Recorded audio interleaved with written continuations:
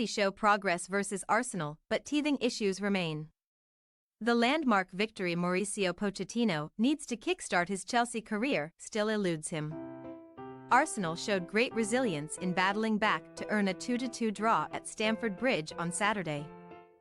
But Pochettino was left to rue his team, throwing away a golden opportunity to secure the sort of result that could have been an important building block in their evolution.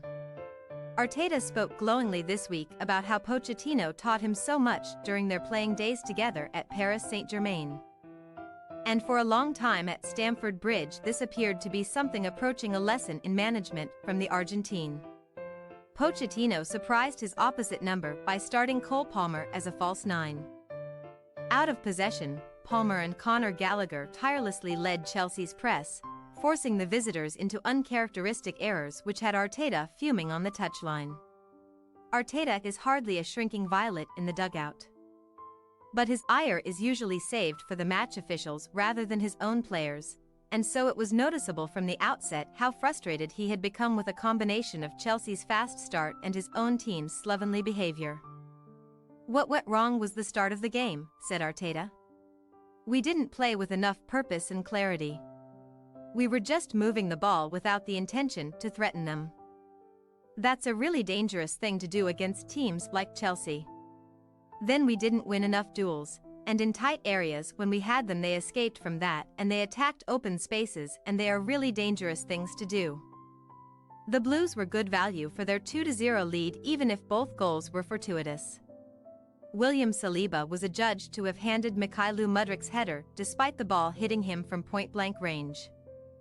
Arteta took his protestations to the final whistle, after which he was booked by referee Chris Kavanagh, but Palmer stroked home the resulting penalty with consummate ease before Mudryk impacted the game again 3 minutes after halftime.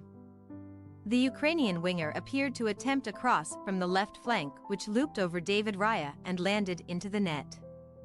Afterward, Mudryk claimed goalkeeping coach Tony Jimenez had told him to try to exploit Raya's positioning off his line from such angles.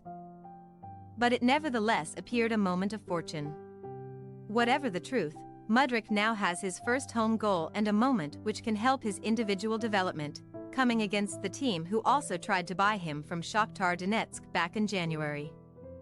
That narrative led to a degree of schadenfreude among home supporters, but it was the Gunners who had the last laugh here.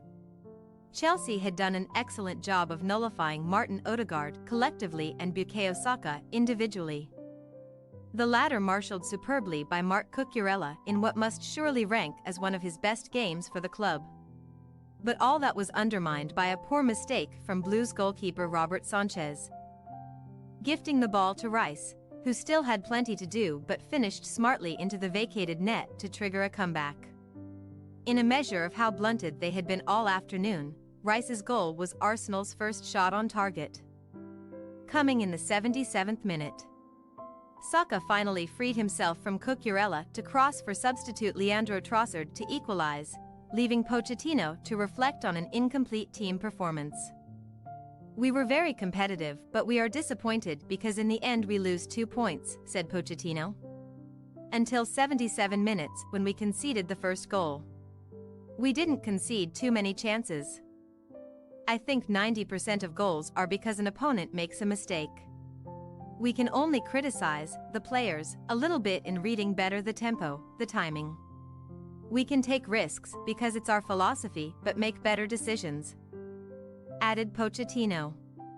Arsenal found a way past Manchester City prior to the international break with a reshuffled midfield featuring Jorginho and Rice anchoring a midfield in a system approximating 4-2-3-1.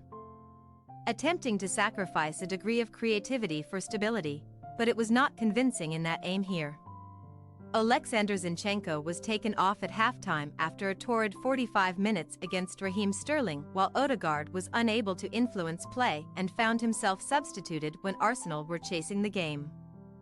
Arteta is perhaps still working out how to maximize his options, and it was noticeable that Kai Havertz was not only overlooked from the start but also left on the bench for all but the final 12 minutes, with Emile Smith-Rowe preferred in midfield as Arteta sought a response. These are teething problems which will be masked by the second-half fight back. "I really liked going into the dressing room," at full-time, and it's really quiet after drawing 2-2 with Chelsea and coming back from 2-0 down. Because I know that they wanted more, Arteta said. For Pochettino, he extended a promising unbeaten run, but the statement victory to signal they are on the right track has to wait. After Brentford next weekend and Blackburn in the Carabao Cup, Chelsea face Tottenham, City, Newcastle, Brighton and Manchester United. The good news for Chelsea is they won't have to wait long for another crack. Thanks for your watching. Don't forget to click the subscribed button and hit the bell icon for more.